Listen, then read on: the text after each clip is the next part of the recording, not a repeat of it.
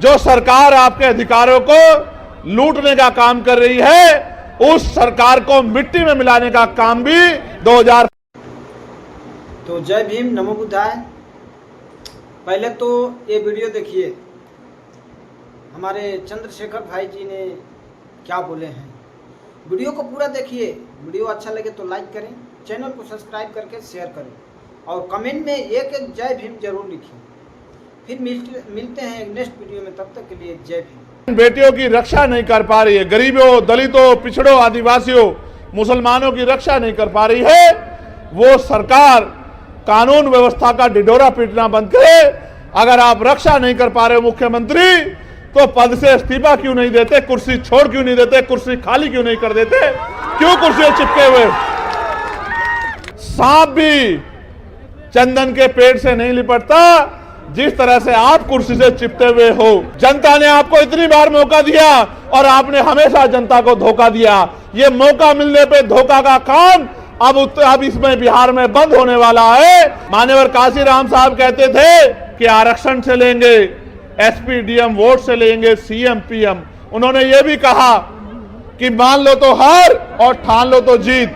अगर आप ठान लोगे तो ये निकम्मी सरकारें भी हटेंगी और आपके हाथ में भी ताकत आएगी। बाबा साहब अम्बेडकर कहते थे, political power is the master की, इट इज द मास्टर की which you can open each and every lock. Political power यानी राजनीतिक सत्ता वो चाबी है जिसके द्वारा आप सारी परेशानी यानी कि सारी समस्याओं के ताले खोल सकते हैं। आप मुझे मौका दे दो, आजाद समाज पार्टी भीम आर्मी के हाथ मजबूत कर दो। अगर आपका एक बच्चा बेरोजगार घूम जाए तो फिर चंद्रशेखर आजाद से सवाल करना। मेरे साथियों, यहां के नेताओं को आपने भरोसा किया।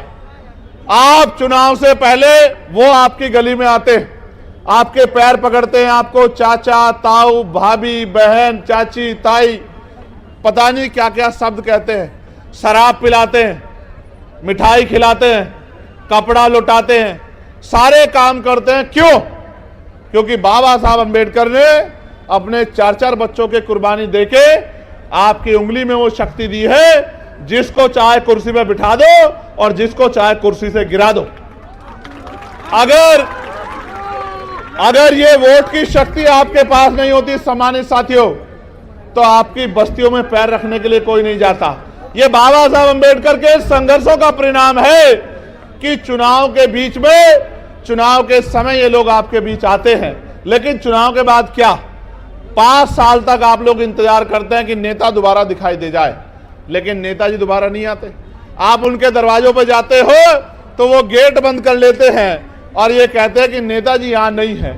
आप ये बताओ, इन नेताओं के सहारे आप अपनी लड़ाई को लड़ लोगे? मैं आपको 3-4 समस्या यहां की रखता हूं, जो साथी यहां उपस्थित भी हैं।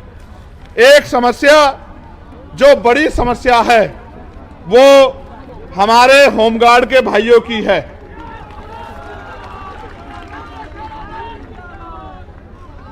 जो विज्ञापन संख्या 2/2/2011 की बहाली 2022 में ली गई, 13 वर्षों के विलंब से बहाली की गई। इसके बावजूद भी फिजिकल, मेडिकल एवं औपबंधिक मेगा सूची नाम रहते हुए इन लोगों को नियुक्ति नहीं दी जा रही है। होमगार्ड, जबकि जहानाबाद जिले में और अन्य जिलों में होमगार्ड के बहुत सारे पद खाली हैं, फिर भी सरकार इनकी बहाली नहीं कर रही है। इन्होंने मुझसे आग्रह किया है कि आप हमारी आवाज को पार्लियामेंट में भी उठाएं और हमारी बहाली कराने का काम करें। मैं होमगार्ड के भाइयों को विश्वास दिलाता हूं, मगर विश्वास दिलाते मैं ये भी कहना चाहता हूं, जब सरकार इतने बड़े पैमाने पर निजीकरण करेगी तो कल जो आरक्षण रूपी अधिकार हथियार आपको मिला है वो तो बेसर हो जाएगा। जब सरकारी नौकरी नहीं होगी तो सामाजिक गैर बराबरी आज भी इतनी है, तो दलित पिछड़ों के बच्चे यहां जाति व्यवस्था के आधार पर चमार, वाल्मीकि, पासी, धोबी, कोरी, खटीक, कुशवा, मौर्य, साके, यादव, जाट, गुर्जर, निषाद, जिसको सैनी आपके यहां कहते हैं, कश्यप, पाल, प्रजापति, इनके बच्चों को कौन कुर्सी पे बैठने देगा? आप मुझे बताइए। क्या आज देश में समानता आ गई है? तो इनके बच्चों को कौन कुर्सी पे बैठने देगा? इसलिए निजीकरण करके जिस तरह से इनके बच्चों का रास्ता रोकने का काम किया जा रहा है, मैं आपको विश्वास दिलाने का काम करता हूं कि आने वाले समय में हम लोग निजी क्षेत्रों में आरक्षण की मांग दलित, पिछड़े, आदिवासी समाज के लिए करेंगे और इनको निजी क्षेत्रों में आरक्षण दिलाने का काम करेंगे। ये मैं आपसे वादा करता हूं। साथ साथ हमारी, आपके यहां ममता कार्यकर्ता कहते हैं, हमारे यहां आशा कार्यकर्ता कहते हैं। हमारी जो ममता कार्यकर्ता बहनें हैं उनको प्रति गर्भवती मात्र 300 रुपए राशि मिलता है, और जबकि उनका काम बड़ा कठिन है। इसलिए मैं सरकार से मांग करता हूं कि मिनिमम 30,000 रुपए वेतन उनका करना चाहिए, जिससे वो सम्मान का जीवन प्राप्त कर सके, और उनको परमानेंट भी करना चाहिए। मैं तो होमगार्ड के भाइयों के लिए भी 30,000 रुपए के वेतन की जो है सरकार से मांग करता हूं कि 30,000 रुपए का मिनिमम वेतन होमगार्ड के भाइयों को मिलना चाहिए। अभी कितना मिलता है? 24,000। अभी तुमको तो मिल ही नहीं रहा है, लेकिन जो लगे उनको तो 30,000 मिलना चाहिए। जब आप लगे आपको भी 30,000 रुपए मिलना चाहिए। ये मांग मैं सरकार को करता हूं।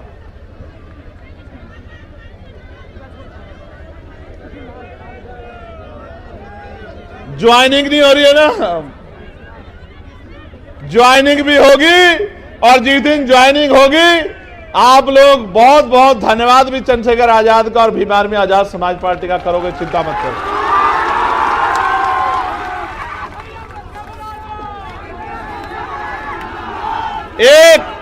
एक समस्या जो SC ST के कर्मचारियों ने मेरे सामने रखी है। बिहार सरकार द्वारा अस्थायी स्थानापन्न कार्यकारी व्यवस्था नियमावली 2023 के तहत रोस्टर स्थगित रखते हुए अनुसूचित जाति जनजाति कोटि के अनुमान्य 17% पदों को फ्रीज रखकर शेष 83% पदों पर मूल कोटि की वरीयता के आधार पर प्रोन्नति के पद सोपन में विहित वेतनमान के साथ उच्चतर पद पर कार्यकारी प्रभार माननीय सर्वोच्च न्यायालय में लंबित सिविल अपील संख्या 4800/2017 में पारित होने वाले अंतिम आदेश के फलाफल से प्रभावित होने की शर्त पर दिया जा रहा है, जबकि अन्य वर्गों के लोगों को आरक्षण का लाभ मिल रहा है। इसकी वजह से जब प्रमोशन नहीं हो रहा है तो बैकलॉग भी नहीं आ रहा है, ना नई नियुक्ति आ रही है और ना ही हमारे मूल पदों से प्रमोशन हो पा रहा है। इसके कारण कर्मचारियों को परेशानियों का सामना करना पड़ रहा है। मैं इस मंच के माध्यम से शेड्यूल कास्ट शेड्यूल ट्राइब के कर्मचारियों से कहना चाहता हूं कि अब मैं दिल्ली जाके पार्लियामेंट में और वेलफेयर कमेटी में आपका मामला जो है रखने का काम करूंगा, और साथ साथ मैं आपको भी ये कहना चाहता हूं, आप भी कमर कस लो। जो सरकार आपके अधिकारों को लूटने का काम कर रही है, उस सरकार को मिट्टी में मिलाने का काम भी 2025 में हम लोग करेंगे।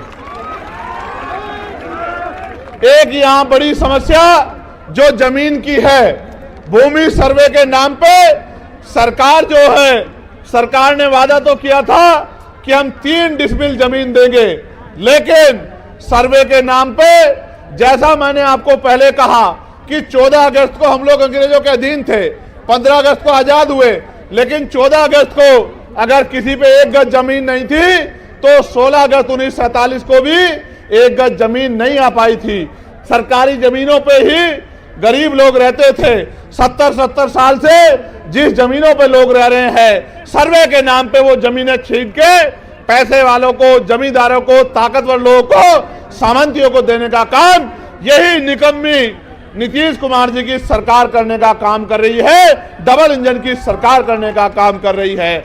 मैं सरकार को ये कहना चाहता हूं, अपनी बुरी मंशा से की जा रही इस योजना को सरकार तत्काल रोक के जमीनों के अधिकार को सुरक्षित करने का काम करे, वरना तो सरकार याद रखे जल जंगल जमीन बचाने के लिए सरकार से हर तरह की लड़ाई लड़ने का काम हम यहां से लेकर दिल्ली तक करेंगे और अपने लोगों की जमीन को किसी भी कीमत पे सरकार को छीनने हम लोग नहीं देंगे। दूसरा, कानून व्यवस्था बहुत बिगड़ी हुई है। इसके लिए मैं सरकार से ये कहना चाहता हूं कि जो सरकार बहन बेटियों की रक्षा नहीं कर पा रही है, गरीबों, दलितों, पिछड़ों, आदिवासियों, मुसलमानों की रक्षा नहीं कर पा रही है, वो सरकार कानून व्यवस्था का ढिढोरा पीटना बंद करे। अगर आप रक्षा नहीं कर पा रहे हो मुख्यमंत्री, तो पद से इस्तीफा क्यों नहीं देते, कुर्सी छोड़ क्यों नहीं देते, कुर्सी खाली क्यों नहीं कर देते, क्यों कुर्सी चिपके हुए? इस तरह से तो सांप भी चंदन के पेड़ से नहीं लिपटता, जिस तरह से आप कुर्सी से चिपटे हुए हो। अगर नहीं काम कर पा रहे हो, नहीं लो जनता के हितों की रक्षा कर पा रहे हो, तो कुर्सी क्यों नहीं छोड़ देते मुख्यमंत्री जी? आपको सोचना चाहिए। जनता ने आपको इतनी बार मौका दिया और आपने हमेशा जनता को धोखा दिया। ये मौका मिलने पे धोखा का काम अब इसमें बिहार में बंद होने वाला है। अब अगर मौका मिलेगा तो काम करने वाले लोगों को मिलेगा, और जब मौका मिलेगा काम करने वाले लोगों को, तो धोखा बंद हो जाएगा। इस बात का भी मैं आपको विश्वास दिलाता हूं। आप यहां आए, आपने इतनी बड़ी संख्या में यहां आके सरकार को चेताने का काम किया।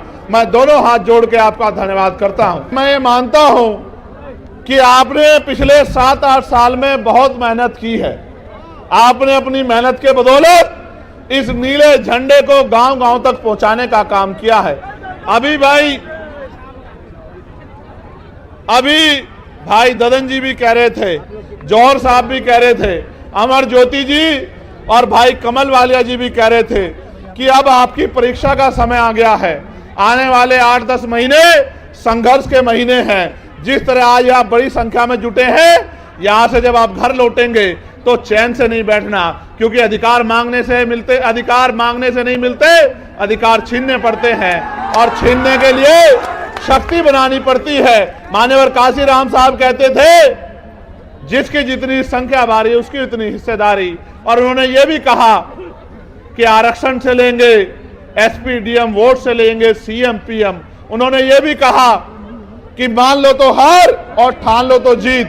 अगर आप ठान लोगे तो ये निकम्मी सरकारें भी हटेंगी और आपके हाथ में भी ताकत आएगी। तो मैं अपने गांव के कार्यकर्ता से कहना चाहता हूं कि वो आज से रजिस्टर बना ले और एक एक घर को जोड़ के भाईचारा बनाने का काम करे, बहुजन समाज में एकता बनाने का काम करे, अपनी शक्ति बनाने का काम करे। और आने वाले समय में संघर्ष के बलबूते किसी के आगे हाथ फैलाने वाला नहीं, कलम की ताकत अपने हाथ में लेके लोगों के भविष्य को बदलने वाली शक्ति अपने हाथ में सत्ता के रूप में लेने का काम करे। क्योंकि जब तक पॉलिटिकल पावर आपके पास नहीं होगी, बाबा साहब अम्बेडकर कहते थे, political power is the master की, इट इज द मास्टर की which you can open each and every lock. Political power यानी राजनीतिक सत्ता वो चाबी है जिसके द्वारा आप सारी परेशानियां यानी कि सारी समस्याओं के ताले खोल सकते हैं। आप मुझे मौका दे दो, आजाद समाज पार्टी भीम आर्मी के हाथ मजबूत कर दो। अगर आपका एक बच्चा बेरोजगार घूम जाए तो फिर चंद्रशेखर आजाद से सवाल करना। मेरे साथियों, यह विश्वास मैं आपको दिलाना चाहता हूं। जिसको सरकारी नौकरी नहीं मिलेगी उसको प्राइवेट सेक्टर में काम देंगे, उद्योग धंधे लगा के आपके जिलों में रोजगार देंगे। और जिनको प्राइवेट सरकारी नहीं करना उनको लोन देके उद्योग लगाने का, अपना काम करने का मौका देंगे। महिलाओं को कुटीर उद्योग लगा के घर तक रोजगार दिलाने का काम करेंगे और इस गुंडागर्दी को जड़ से खत्म करने का काम करेंगे, इज्जत सम्मान की जिंदगी दिलाने का काम करेंगे। किसानों को उनकी फसल के दाम जो है उनकी इच्छा अनुसार दिलाने का काम करेंगे और जीवन भर मजदूरी कर करके मरने वाले इन परिवारों को मुख्य धारा में लाने का काम करेंगे। समान एजुकेशन पॉलिसी प्रदेश में लागू करेंगे और समान health policy, common health policy इस प्रदेश में लागू करेंगे। अमीरों जैसा इलाज गरीबों को मिलेगा और अमीरों को जैसे मिलने वाली पढ़ाई गरीबों के बच्चों को मिलेगी। अपने बच्चों को अच्छी शिक्षा के लिए हर साल 1000 बच्चों को विदेश में पढ़ने के लिए भेजने का काम करेंगे और इस देश की सेवा करने का मौका देंगे। साथ साथ 2010 टोला सेवा संस्कृत बोर्ड के नाम पर अभी तक बहाली नहीं हुई है। कितनी समस्या बताओगे? मैंने आपको समाधान बता दिया है। हिम्मत करके आजाद समाज पार्टी भीम आर्मी के साथ खड़े हो जाओ, एक समस्या नहीं रहेगी और आप मांगने वाले नहीं देने वाले बन जाओगे। और जिन साथियों ने अपनी समस्याएं दी है, जो राष्ट्रीय स्तर की है उन पर राष्ट्रीय स्तर पे और जो प्रदेश स्तर की है उन पर प्रदेश स्तर पे मुहिम चला के संघर्ष किया जाएगा और आपकी मांगे पूरी करवाने का काम हम लोग करेंगे। बहुत बहुत धन्यवाद। जय भीम, जय भारत, जय संविधान, जय मंडल, जय जोहार, जय जवान, जय किसान। आप सबके लिए मंगल कामनाएं। धन्यवाद।